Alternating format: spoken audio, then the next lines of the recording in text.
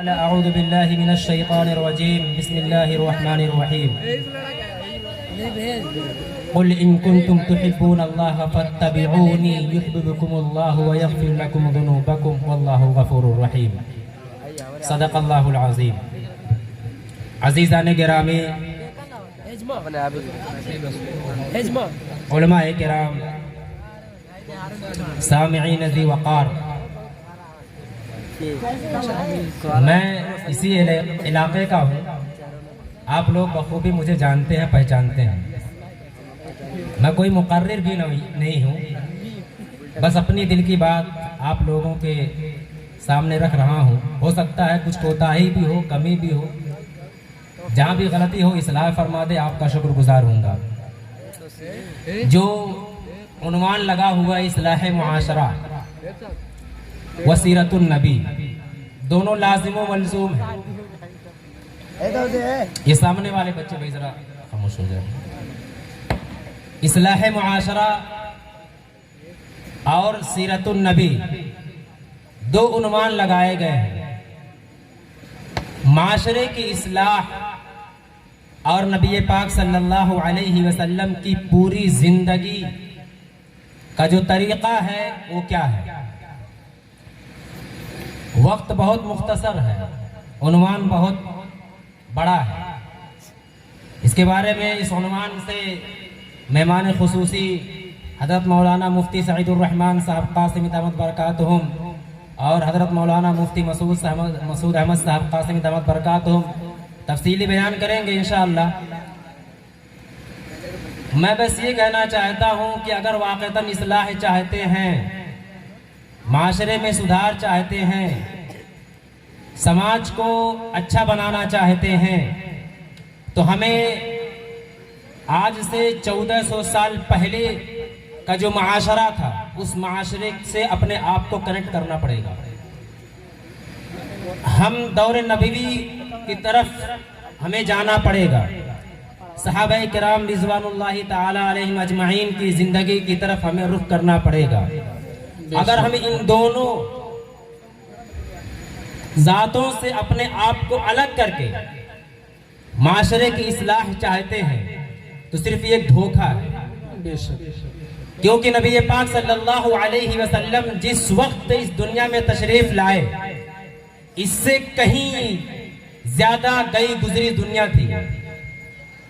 दुनिया की कौन सी ऐसी बीमारी और खुराफात और अनारकी नहीं थी जो उस वक्त उस समाज में, माशरे में नहीं पाई जाती थी। नबी पाक सल्लल्लाहु अलैहि वसल्लम की बिअसत ही लोगों की इस्लाह के लिए हुई। अगर हम इस्लाह चाहते हैं तो नबी पाक सल्लल्लाहु अलैहि वसल्लम की सीरत मुतहरा को अपनी जिंदगी के अंदर उतारना पड़ेगा। नबी पाक सल्लल्लाहु अलैहि वसल्लम ने माशरे की इस्लाह के लिए, लोगों को सही नहज पे लाने के लिए, अल्लाह से जोड़ने के लिए बहुत बड़े बड़े जलसे और इजलास नहीं किए थे। आपका एक ही जुमला था जो हर किसी को कहते थे, क़ूलू ला इलाहा इल्लल्लाहु तुफ़्लिहू। लोगों, ला इलाहा इल्लल्लाह कह लो, कामयाब हो जाओगे। ला इलाहा इल्लल्लाह कह दोगे, दोनों जहां की सुरखरुई तुम्हारे दामन में आ जाएगी। अगर कामयाबी चाहते हो, ला इलाहा इल्लल्लाह के सच्चे पक्के पैरोकार बन जाओ। जुबानी अदा करने से, रट लगा लेने से वो मकसद हासिल नहीं होगा। जब कहा जाएगा कि ला इलाहा इल्लल्लाह, तो पहले हमने तमाम बातिल माशरे के, बातिल जो निज़ाम है उसकी नफी करनी है, बातिल माबूदों की नफी करनी है। और जब तमाम की नफी कर देंगे तो इस बातें खुदाबंदी साबित होगा। बेशक बेशक, सुभान अल्लाह। पहले तमाम बातिल नजरियात का इनकार लाजिम होगा, तमाम बातिल खुदाओं को इनकार करना पड़ेगा, तब जाकर खुदा की वहदत हमारे दिल के अंदर आएगी।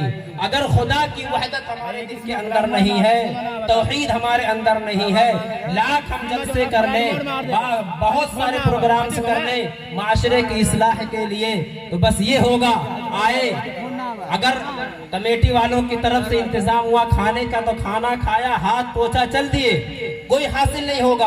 अगर हम यहाँ पे इस नियत से आए हैं कि इंशाअल्लाह हम यहाँ बैठकर जो उलमाए किराम बयान करेंगे, उस बयान पर बड़े गौर और खौफ के साथ उसको अपने दिल के अंदर उतारेंगे, और उतारेंगे ही नहीं बल्कि उस पर अमल करेंगे। तो ला इलाहा इल्लल्लाह तुफ्लिहु, ला इलाहा इल्लल्लाह का जो मकसद है उसको अपनी जिंदगी के अंदर लाना है। अगर इस्लाह चाहते हैं तो, अगर इस्लाह चाहते हैं तो ला इलाहा इल्लल्लाह को हम अपनी जिंदगी के अंदर लाएं, वरना माशरे में बिगाड़ बहुत सारे हैं। पैदाइश से लेकर के आखिरी वक्त तक कोई ऐसा पल बता दे जो बहुत हम इस्लाह के ताल्लुक से करते हैं। अपने घर के अंदर जिस वक्त बच्चा पैदा होता है उसी वक्त से हम अल्लाह की नाफरमानी शुरू कर देते हैं, अल्लाह के हुक्म की बगावत कर देते हैं, ला इलाहा इल्लल्लाह के मुखालिफत में काम करते हैं। अल्लाह कहता है कि जब ला इलाहा इल्लल्लाह कहोगे, अल्लाह के अलावा तमाम नजरियात, बातिल नजरियात, अकायद, क़वानीन, रस्म और रिवाज की जब नफी कर दोगे, सिर्फ एक अल्लाह के अहकामात को मानोगे, एक अल्लाह की वहदानियत को मानोगे, उसके अहकाम को मानोगे, तब जा करके ये चीजें तुम्हारे अंदर इस्लाह होंगी। लेकिन जब बच्चा पैदा हुआ उसी वक्त से लेकर के हमने अल्लाह की नाफरमानी शुरू कर दी। अव्वलन इस्लामी तरीके के एतबार से उसका नाम नहीं रखते, अगर नाम भी रख देते हैं तो अकीका सुन्नत और सुन्नत अदा नहीं करते, और अगर सुन्नत अदा भी कर दिए तो उसमें रयाकारी करते हैं, अगर वो भी कर दिए तो बहुत सारे गलत रस्म और रिवाज के पाबंद होते हैं, बहुत सारे गलत रस्म और रिवाज के पाबंद होते हैं। उसके बाद जब बच्चा थोड़ा सा आगे बढ़ता है तो उसकी तरबियत हमें इस्लामी सांचे में करनी चाहिए, इस्लामी आदाब में करनी चाहिए। लेकिन चूंकि हम खुद भी गैर मुहज्जब हैं, हमारी घर वाले भी गैर मुहज्जब है, तो उससे औलाद होगी। औलाद जो होती है वो माँ बाप के रवैये को देखकर अपनी जिंदगी के अंदर नकल करती है। अगर ये कोई जानता हो, समझता हो कि देख ले कि उसके बाप कैसे थे, तो उनके औलाद को देख ले। औलाद पर तो होते हैं वालिदैन के, अगर हमने औलाद की तरबियत अच्छी तरह से की होती और अच्छी तरीके से उसको इस्लामी नहज पे ढाले होते तो माशरे में इतने ज्यादा प्रोग्राम करने की जरूरत नहीं पड़ती। लाखों करोड़ों रुपए जलसे के नाम पे जो खर्च होते हैं, खर्च नहीं होते। हर घर एक इस्लाह माशरा की कमेटी बन जाए, हर बाप मुसलह बने, खुद सालेह बने और अपने बच्चे की इस्लाह करे, हर माँ खुद सालेह बने, सालेहा बने, नेक बने और अपने बच्चों की इस्लाह करती रहे, हर वक्त उसकी इस्लाह करती रहे। इस तौर से कि जब बैठना हो तो उसको बैठने के आदाब सिखलाए, खाना खाना हो खाने के आदाब सिखलाए, खाने की दुआएं सिखलाए, बाप को किस अंदाज से पुकारना है उसके अलकाब बतलाए, माँ को किस अंदाज से पुकारना है, उस रिश्ते की आजमत और उसकी तहारत को बयान करे। भाई बहन के रिश्ते हैं, उस रिश्ते की पाकीज़गी को बयान करे।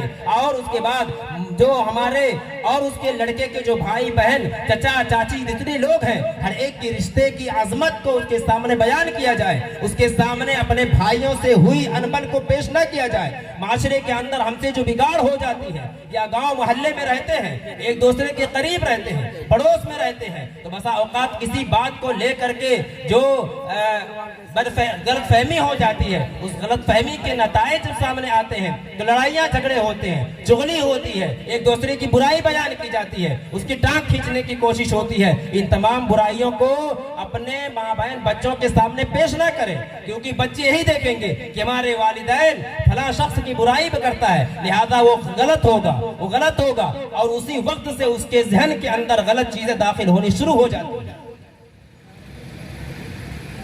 इस बिना पे ये बुनियाद। उसके बाद हम उसके और आगे बढ़े, जब कुछ बोलना चाहे बोले तो सबसे पहले अल्लाह का तारुफ कराएं, अल्लाह की वहदानियत उसके दिल के अंदर इस तरह रासिख कर दे कि उसे यकीन हो जाए मुकम्मल तौर से कि जो कुछ भी है अल्लाह के करम से है, अल्लाह की जात वाहिद है, वही कुदरत वाला है, वही तमाम जरूरतों को पूरी करने वाला है। अल्लाह की वहदानियत में किसी दूसरे को शरीक ना करे और बतलाए कि अल्लाह एक है, जो कुरान की तालीम है, कुल हुवल्लाहु अहद अल्लाहु समद लम यलिद व लम यूलद व लम यकुल लहू कुफुवन अहद। ऐ नबी कह दो कि अल्लाह एक है, वो अकेला है, वो बेनियाज है, वो हर चीज से पाक है, उसे किसी चीज की जरूरत नहीं है, ना वो किसी का बाप है ना किसी का बेटा है और उसके हमसर कोई नहीं। तौहीद उसके दिल के अंदर पेवस्त किया जाए, हर वक्त तौहीद की रट लगाई जाए, बतलाया जाए कि जो भी निजाम पूरे संसार में चल रहा है, पूरी दुनिया में जो चल रहा है, वो खुदा के निजाम से चल रहा है, उसकी ताकत से चल रहा है, उसकी कुदरत से चल रहा है। सूरज के अंदर ताकत नहीं है कि खुद ब खुद उगाए,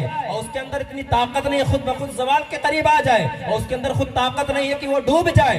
चांद की चांदनी में वो ताकत नहीं है कि ऑटोमेटिक खुद ही वो निकल आए। और ये जमीन के अंदर जो पेड़ पौधे उगते हैं वो खुद नहीं उगते, उगाने वाली कोई जात होती है। इस तरह से जो खेतियां की जाती हैं, हम दाने डाल देते हैं, दाने डालने के बाद ये बतलाया जाए कि हमारा ये काम है दाना डालना, लेकिन उस दाने के अंदर गोपल से तना आवर और फिर उसमें बालियां लगाना, ये अल्लाह का काम है, ये अल्लाह का काम है। ऐसा नहीं कि खाद पानी डाई और दूसरे यूरिया खाद के जरिए से होता है। इन तमाम बातिल नजरियात है और बातिल की जो ताकत है उस बच्चे के अंदर ये जहन नशी कर दिया जाए कि जो कुछ भी ताकत है वो अल्लाह की ताकत। बतलाया जाए कि बीमारी के बाद जो शिफा मिलती है दवा से नहीं मिलती, अल्लाह उसके अंदर असर डालता है, अल्लाह का जब हुक्म होता है तब वो शिफा मिलती है। इसी तरह से इंसान चाहे कितना खा ले, उसके अंदर तवाना या ताकत जो होती है अल्लाह के हुक्म से होती है। ये बच्चों के जहन में शुरू से दाखिल करनी चाहिए। उसके बाद जब और बड़ा हो तो उसको दीनी तालीम से आरास्ता किया जाए, दीनी तालीम से आरास्ता किया जाए। उससे आप ये नहीं कहता कि इंग्लिश मत पढ़ाइए, मैथ मत पढ़ाइए, साइंस मत पढ़ाइए और दीगर जो दुनियावी उलूम मत सिखाइए, ऐसा बिल्कुल नहीं कहता, बल्कि कहता हूँ जरूर सिखलाइए। आज के जमाने के एतबार से बच्चों को दीनी तालीम के साथ साथ असरी उलूम से जरूर उसे आरास्ता कीजिए, लेकिन सबसे पहले उसे एक इंसान और मुसलमान बनाइए। अगर वो इंसान ना होगा कुछ भी ना बन पाएगा, और इंसान उस वक्त होगा जब उसके अंदर ईमानियात होगी, जब वो जानेगा कि मुझे किसने पैदा किया, मेरा पालनहार कौन है, मेरा रज़्ज़ाक़ कौन है, और खालिक कौन है, मालिक कौन है। पूरी कुदरत में, पूरी संसार की ताकत किसके कुदरत में है, असल बादशाहत किसकी है। जिस दिन कल क़यामत के दिन कहा जाएगा लिमनिल मुल्कुल यौम, आवाज आएगा लिल्लाहिल वाहिदिल क़हार, उस सदा को इसी वक्त है उसके बाद गश्त करा दी जाए कि हुकूमत चाहे किसी की भी हो, कि 265 ममालिक जितने पूरे आलम में 265 ममालिक जो भी हैं, ये बता दिया जाए अलग अलग बादशाह, राजा, प्रधानमंत्री और प्रेसिडेंट जरूर हैं, लेकिन इनसे बढ़ करके जो बादशाह करने वाला है वो मेरा अल्लाह है, वो मेरा अल्लाह है। उस अल्लाह की ताकत को हर बच्चे के जहन और दिमाग में बिठा दिया जाए, और जब ये बतला दिया जाएगा तो उसे अल्लाह से मोहब्बत होगी। अल्लाह से जब मोहब्बत होगी तो बतलाया जाए अभी तुम्हारी मोहब्बत कामिल नहीं हुई है, मुकम्मल नहीं हुई है, उस वक्त मुकम्मल होगी जब रसूलुल्लाह सल्लल्लाहु अलैहि वसल्लम की इताअत और उनकी मोहब्बत तुम्हारे दिल के अंदर ना होगी। कुल इन कुंतुम तुहिब्बूनल्लाह फत्तबिऊनी, अगर अल्लाह से मोहब्बत का दावा है तो नबी पाक सल्लल्लाहु अलैहि वसल्लम की इताअत लाजिम है। बिना अल्लाह के रसूल की इताअत के बगैर अल्लाह से मोहब्बत का वादा और ये कहना कि अल्लाह से मुझे मोहब्बत है, ये दावा गलत साबित होगा। और अगर हम अल्लाह को मानते हैं तो अल्लाह की भी माने, अल्लाह को मानते हैं तो अल्लाह की माने। और मैं फरमाया कहा कि कुल इन कुंतुम तुहिब्बूनल्लाह फत्तबिऊनी युहिब्बुकुमुल्लाह, और अगर अल्लाह के रसूल सल्लल्लाहु अलैहि वसल्लम की इताअत करोगे तो अल्लाह के रसूल अल्लाह तुमसे मोहब्बत करेगा। अल्लाह की मोहब्बत उसी वक्त होगी जब रसूल पाक सल्लल्लाहु अलैहि वसल्लम की पैरवी और इताअत होगी। अल्लाह के रसूल सल्लल्लाहु अलैहि वसल्लम ने एक जगह इरशाद फरमाया ला युमिनु अहदुकुम हत्ता यकून हवाहु तबअन लिमा जीतु बि, ऐ लोगों कान खोल के सुन लो, ऐ मेरे कलमा पढ़ने वाले और मुझे आखिरी नबी मानने वाले, कान खोल के सुन लो। मानता हूँ तुमने अल्लाह को एक माना, अल्लाह की वहदानियत का इकरार किया, कुरान को माना और सहाबा किराम को माना, और अल्लाह ने जिस पर ईमान लाने को कहा उस तमाम पर ईमान ले आए हो, ठीक है, लेकिन सुन लो अगर ईमान कामिल चाहते हो, मुकम्मल ईमान वाला बनना चाहते हो तो एक बात अपने दिलो दिमाग के अंदर पेवस्त कर लो, उस वक्त तक तुम मोमिन हो ही नहीं सकते जब तक कि तुम्हारी तमाम तर ख्वाहिशात मेरी उस शरीयत के मुताबिक ना हो जाए जिसको मैं लेके आया हूँ। नबी पाक सल्लल्लाहु अलैहि वसल्लम की शरीयत क्या है? कुरान मुकद्दस है, सीरत मुतहरा है, सुन्नत नबविया है। अगर इनके हम हट करके अगर ये चाहते हैं कि अल्लाह रसूलुल्लाह के चहीते बन जाए तो नहीं हो सकता है। हमें अल्लाह के रसूल की, अल्लाह के रसूल की चाहत को मुकद्दम रखनी होगी, अल्लाह की रजा को सामने करना होगा, अपनी तमाम चाहत को पसे पुस्त डालना होगा।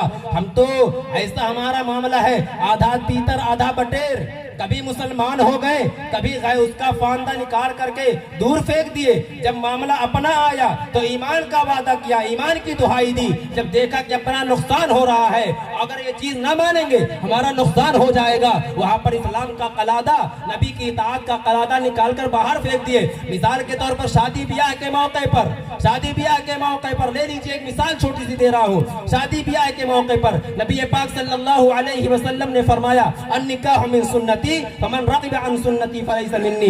निकाह मेरी सुन्नत है, बल्कि ये कहा जाए तमाम अंबिया की सुन्नत निकाह है, हर नबी की सुन्नत क्या है? निकाह है। अल्लाह के रसूल ने दूसरी जगह इरशाद फरमाया, जो शख्स मेरी सुन्नत से एराज करे या जो मेरी सुन्नत पर अमल ना करे वो मुझ में से नहीं है, वो मोमिन नहीं है, वो मेरा उम्मती नहीं है। अब बतलाओ अल्लाह के रसूल ने क्या कहा? ये अल्लाह के रसूल, बात सुन लीजिए गौर से, अल्लाह के रसूल ने कहीं भी हदीस में कहा कि जहेज लो, मंगनी करो, रिश्ता देखने जाओ, पूरे घर के लोग जिनको रिश्ता करना है उसको देखने नहीं दिया जाता, उसे मना किया जाता है। मिसाल के तौर पर जिस लड़के की शादी है और अपने होने वाली मनकुआ से होने वाली बीवी को देखने जाना है तो पूरा समाज जाएगा, पूरा गांव जाएगा, दूर और करीब के रिश्तेदार जाएंगे, लेकिन जिसे कबूल करना है, जिसे अपने निकाह में लेना है, उसके ऊपर पाबंदी है, भाई तुम नहीं जा सकते। अव्वलन अल्लाह के रसूल सल्लल्लाहु अलैहि वसल्लम की नाफरमानी शुरू कर देते हैं। जहाँ जिंदगी की पहली ईंट रखी जाती है और समाज सुधार की जो पहली ईंट रखी जाती है, वहीं पर हम रसूल पाक सल्लल्लाहु अलैहि वसल्लम और अल्लाह की नाफरमानी करते हैं। अल्लाह के रसूल सल्लल्लाहु अलैहि वसल्लम की तालीम है कि जिस शख्स का निकाह हो रहा है, होने वाली अपनी मनकुहा को एक नजर देख ले। ये नहीं है कि उसके आधा घंटा ले जा करके कहीं अलग जगह बतियाए, गलत। एक नजर देख ले, क्योंकि निगाह चेहरे पर पूरे दिल के अंदर पूरे एक स्क्रीन है, ये चेहरा स्क्रीन है, मोबाइल दिखाई दे रहा है, आप इसको क्लिक करेंगे स्क्रीन पर, जिसके अंदर फंक्शन सब आ जाएंगे। इसी तरह से अल्लाह ने इस चेहरे को स्क्रीन बनाया है, दिल के और अखलाक के तमाम चीजें सामने आ जाएंगी, वो नहीं देखा जाता। उसके बाद अगर पसंद भी आ गया तो रेट होता है कि मेरा बेटा तो डॉक्टर है, मेरा बेटा तो इंजीनियर है, सरकारी टीचर है, फला फला, इसके पास इतने ओहदे हैं। जाहिर बात है, जिस तरह से अभी बकरीद का मौसम आने वाला होगा, हर जगह मंडियां लगेंगी बकरों की। इस तरह से जिसके घर बेटा जवान हो जाता है तो बाप सोचता है कि मेरा तो 10 लाख बन गया, कैश सोचता है कि मेरा 10 लाख बन गया है। नौजवानों, वाक़तन अल्लाह के रसूल सल्लल्लाहु अलैहि वसल्लम से अगर मोहब्बत रखते हो, ये उलमाए किराम बैठे हुए हैं, हुफ़ाज़े किराम बैठे हुए हैं, और सामीन बैठे हुए हैं, जिम्मेदारान बैठे हुए हैं, अपने अपने बच्चों के गार्जियन और जिम्मेदार बैठे हुए हैं, जरा बतलाओ हमने अपने नबी की सुन्नत का जनाजा निकाला कि नहीं निकाला?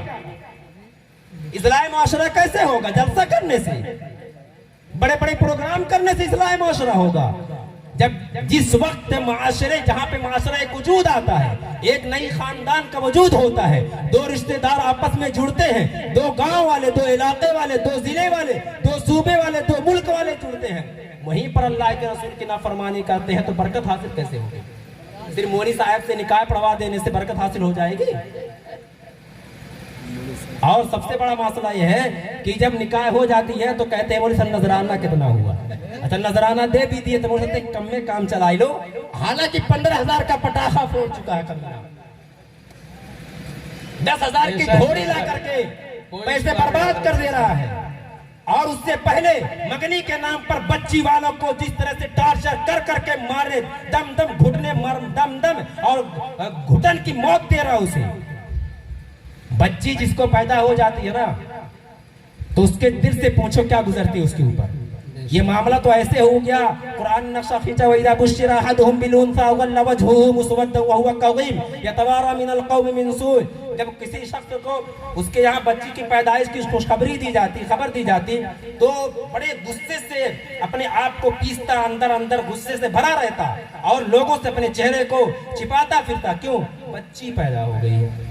आज मामला हमारा यही है। उस जमाने में तो बच्चियों को पैदा होने के बाद जिंदा दफन कर देते थे, बहुत धीरे आवाज में बोलता, बच्ची हो गई, जिंदा दफन कर देते थे। लेकिन आज मामला क्या है? बच्ची को दुनिया में आने से पहले ही कातिल दवाएं खिला करके अबॉर्शन करा लिया जाता है। लोगों, इस्लाह माशरा चाहते हो? किसी को मार कर, किसी को कत्ल करके इस्लाह माशरा चाहते हो? जिस बच्ची का हक था कि दुनिया में आए, उसको आपने अपने माँ, उसी की माँ के पेट में मार दिया शादी ब्याह के मौके पर। उसके बाद जब मामला आ गया आगे कि चलो भाई रिश्ता पक्का हो गया, अब कुछ तय कर लिया जाए, तो रेट लगाया जाता है। रेट लग गया, उसके बाद एक लंबी सी फहरिस्त दी जाती है। अगर लड़के वाले बेचारे शर्मा हुजूरी में इतने दबे होते हैं, वो बिल्कुल ऐसा लगता है कि जिस तरह से किसी खुदा के सामने आदमी बिल्कुल गुस्ताखी करना, ये समझता है कि हमारा ईमान खतरे में पड़ जाएगा, बिल्कुल इस तरह से नतमस्तक होता है, हाथ पैर को झुके, निगाहों को झुकाए हुए खड़ा रहता है। जरा बतलाएं भाई क्या मांग है? तो कहते हैं का मांग है, कौनो मांग थोड़ी है। अरे फ्रिज कूलर वॉशिंग मशीन चलता है, तो गाड़ी चलता है, और उसके बाद अगर तू दे हो तो कौन हम में दे, अपने दामाद के दे, अपने बिटिया के दे। अरे अल्लाह के बंदो, जब अपनी बेटी को दे रहे झक क्यों मरा रहे हो बीच में आप? और ये लोग जो बड़े शौक से जहेज लेते हैं या जो बड़े शौक से जहेज देते हैं, अरे उन्हीं से कह दिया जाए अल्लाह ने एक तुम पर फर्ज किया है, एक फरीजा कि वो क्या है, वरासत देने का, तो उनके पसीने छूट जाएंगे, अगले बगले झांकने लगेंगे। जो अल्लाह ने फर्ज किया है कि बाप की वरासत से जिस तरह से बच्चों का हक दिया जाता है, बेटों का हक होता है, भाइयों का हक होता है, इसी तरह से बहनों का भी हक होता है, फूफियों का भी हक होता है, दादी का हक होता है, दादे का भी हक होता है।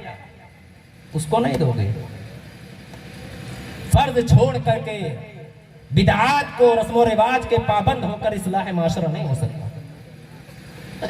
अगर हम इस्लाह माशरा चाहते हैं तो नबी की एक एक सुन्नत को अपनी जिंदगी के अंदर नाफिज करें। अल्लाह के रसूल सल्लल्लाहु अलैहि वसल्लम की उस हदीस के मिस्दाक ना हो कि ऐसा ना हो कि हम तो बज़ाहिर मुसलमान बने फिर रहे हैं, लेकिन हमारी ख्वाहिशात समाज के ताबे, हमारी ख्वाहिशात बीवी की ताबे, हमारी ख्वाहिशात अब्बू के ताबे, हमारी ख्वाहिशात प्रधान जी के ताबे, हमारी ख्वाहिशात विधायक जी के ताबे नहीं। अगर हमारी ख्वाहिशात अल्लाह के रसूल सल्लल्लाहु अलैहि वसल्लम के शरीयत के ताबे है, तब तो हम ईमान वाले और मोमिन हैं। वरना मासर नारे लगाने वाले तो बहुत सारे हैं, जलसे करने वाले बहुत सारे हैं, सुनने सुनाने वाले बहुत सारे हैं, लेकिन जब तक अमली जामा नहीं पहनाया जाएगा, अपनी जिंदगी के अंदर नाफिज नहीं किया जाएगा, माशरे का इस्लाह नहीं हो सकता है। लिहाजा आज यहाँ पर आज़्म करें, इरादा करें कि जो हम आज से जिंदगी की जो आगाज करेंगे वो सुन्नते तय्यबा के मुताबिक करेंगे भाई सब लोग।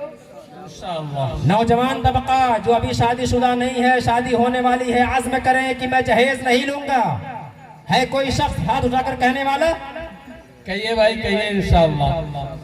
अहद करें कि मैं जहेज नहीं लूंगा, बारात नहीं ले जाऊंगा, सिर्फ निकाह होगी मस्जिद में जुमा के दिन असर की नमाज के बाद जो मकबूलियत की घड़ी है, उस वक्त निकाह होगा। मस्जिद में निकाह मस्जिद में, वलीमा अपने घर में वलीमा कर लीजिए, जो भी आपकी वसात हो। उसमें बहुत बड़ी रयाकारी या मक्कारी है तो भी ये वलीमा सुन्नत से खारिज हो जाएगा। अगर ये अहद करके जाते हैं तो बहुत अच्छा कामयाब माशरे की इस्लाह होगी, वरना तो बहरहाल कानों के अय्याशी हो जाएगी। कह दिया जाएगा कि फला मौलाना ने बड़ी लच्छेदार तकरीर की, या फला नाथ खान ने बड़े अच्छे अंदाज में पढ़ा। बड़ा अच्छा पढ़ा तो पढ़ा, लेकिन अमल कितना किया वो अल्लाह क्या पहुंचा जाएगा। अमल से जिंदगी बनती है, जन्नत भी जहन्नम भी। ये खाकी अपनी फितरत में न नूरी है न नारी है। व आखिरु दावाना अल्हम्दुलिल्लाह।